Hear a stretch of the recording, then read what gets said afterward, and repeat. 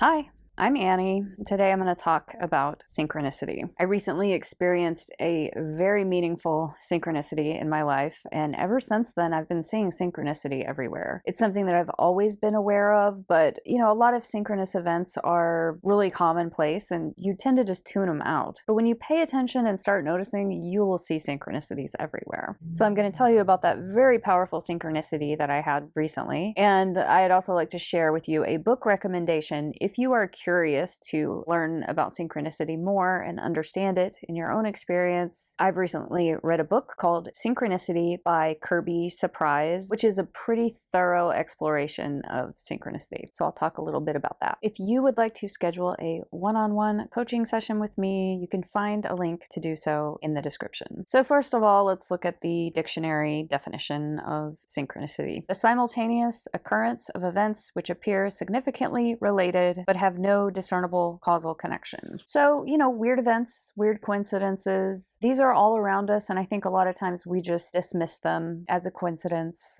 When you start to notice them, you really start to see them everywhere. It can be kind of trippy. And then occasionally synchronicities will come up that are just so bizarre and unlikely and personally meaningful that, it'll kind of make you do a double take and think twice about the nature of reality. So let me tell you about this powerful synchronicity that I experienced a couple weeks ago. I was in a 3-day, 30-hour coach training program. This was a session that's part of a year-long coach training program that I'm going through. And we were talking about the idea that there are no mistakes. And we were asked to think about an instance in our life that we did something that we labeled as a mistake, or maybe something that we regretted. We wish we did it differently. Regret isn't really a main theme for me. I don't feel it a lot. I do tend to think that you can't make mistakes. You do the best you can at the time with the information that you have, and you only label it as a mistake retrospectively. You did the best you could. You couldn't have known any better. And also, every decision that you have made has brought you to where you are now, at this point of time, wherever you are in your personal evolution. And I don't know that I would go back and change anything in the past, because it's a journey, right?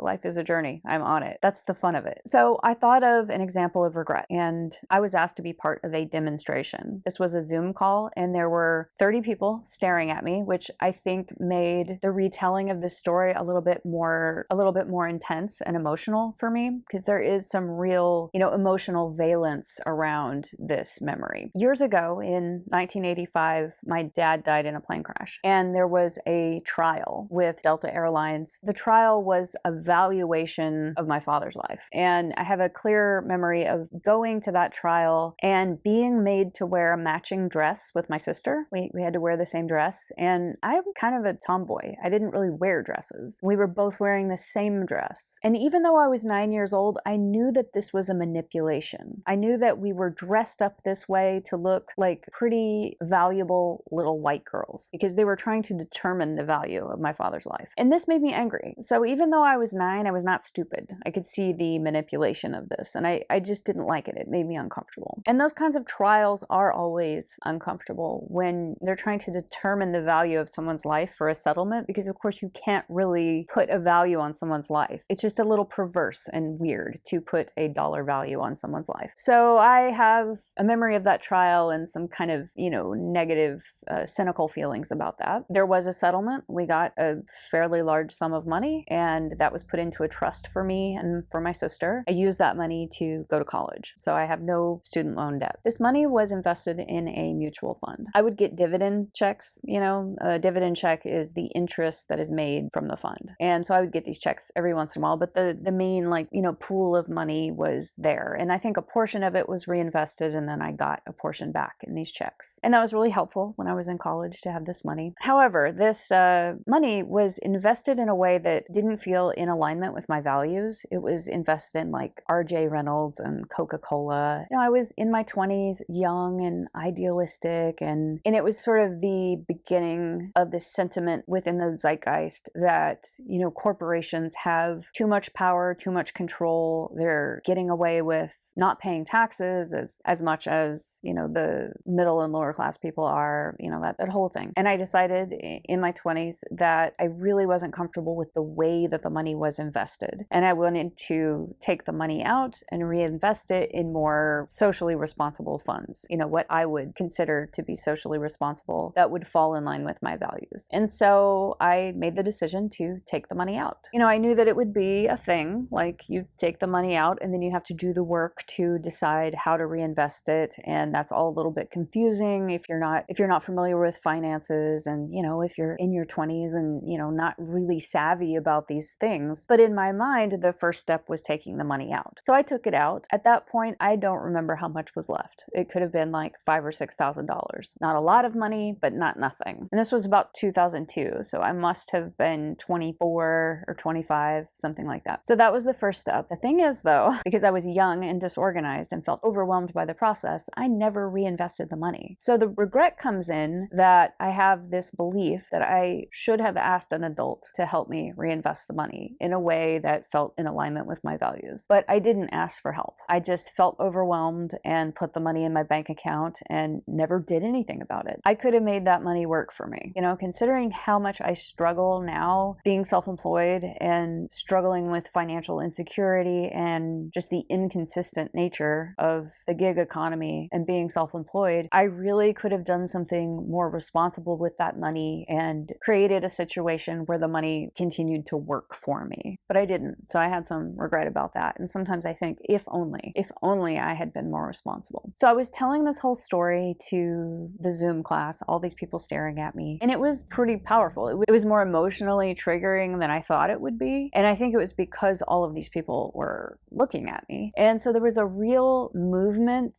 of emotion that I didn't expect. In the moment that all the people were looking at me, I was sort of, processing or releasing something that I didn't realize was there. So the next day I got an email, and here's where the synchronicity comes in, that one of those dividend checks had been lost in the mail. It was unclaimed property and it was coming back to me. And so this was an account that I drained in 2002, and it's now 20 years later. This money that I had a slight regret about is coming back to me. Not all of it, but just one portion of it. That's a pretty powerful coincidence. I'm processing this event that happened 20 years ago, and then the very next day, some of the money is coming back to me. So I'm getting a second chance. Now, this dividend check, it's only $123. But I reached out to a good friend of mine who actually really understands investing, and I asked him what creative things I could do with this money. What is the most responsible thing to do? Because I feel like 20 years ago, I was not responsible with the money because I was too young. I wasn't thinking of my future self, and providing for my future self. And then also, what is something that's maybe a little bit more riskier, but sort of fun and creative that I could do with it? And he had a couple of suggestions. So I'm,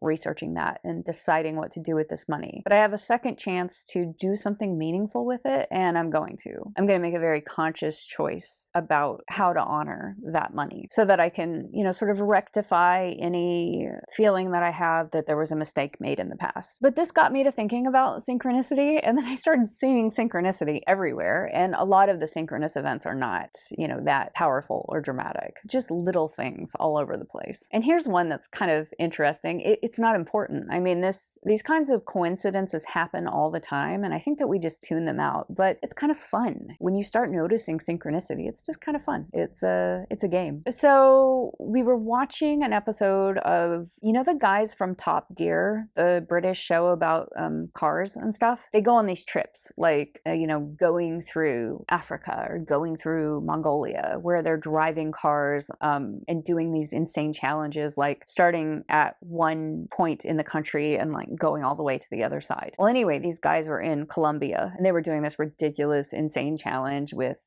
these vehicles that they had chosen to go across the country. And one of the things that they did in Colombia was visit the estate of Pablo Escobar. He's a famous drug lord that was, captured years ago. And Escobar apparently had these pet hippos. Now, hippopotamuses are not native to Colombia in any way, but Escobar had these hippos and they've reproduced over time. And so now at this point in time, there are 80 hippopotamuses. So this show was actually filmed years ago. I think think my partner said 2014, but I'm not totally sure. And here we are in 2021. And the very next morning after I watched that show, I was just making the rounds, reviewing the headlines from the different news outlets. I just like to get, a quick snapshot of what the different news outlets are positing as the most important headline of the day. And this wasn't a main headline, but it was just like off to the side on the main page. And I believe it was CNN. But apparently they have made the decision to sterilize these Escobar hippos because there are now 80. They're reproducing. Hippos don't belong in Colombia. It's an anomaly. They're not native to Colombia, so they have decided to put a stop to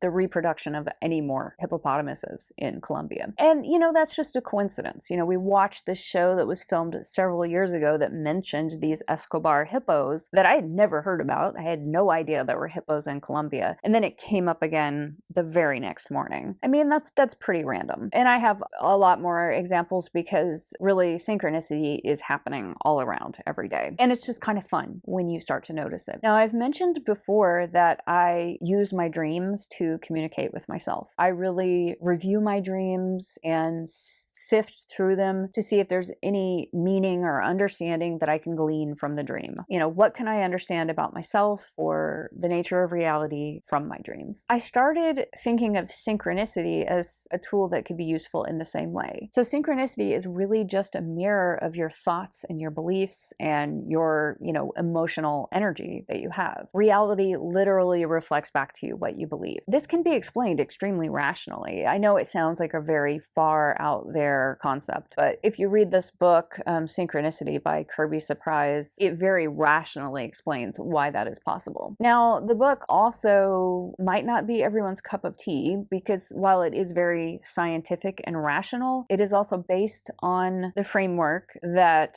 consciousness is one. All separation is an illusion. Time is an illusion. So there's one moment. I mean, time is just a construct. You either, understand that and believe it or you don't. And this idea that reality is not as real as we think it is, or, there's some weird shit going on with the space-time continuum and, what we perceive depends on our beliefs and all this stuff. That idea can be a little bit too far down the rabbit hole for some people. They're not quite ready to go there. People often feel really repulsed by this idea. Like they really reject the idea that time is a construct. So if that sounds like you, then you might not like to read this book. But for me, I thought it was very interesting. I'm really excited about continuing to notice synchronicities just because it's fun and it's mirroring back to me my own beliefs. The reality that I'm seeing is a good reflection of what I believe. And also, what I believe and think can be curated. If you have a lot of negative thoughts and negative biases, then negative aspects of reality will be reflected back to you. And some of this is just confirmation bias. Our minds perceive way, way more than what we are consciously aware of. But when you hold a belief, your mind automatically tunes into the aspects of reality that confirm that belief. If you change your belief, you literally change the reality that you perceive. And that's pretty fun.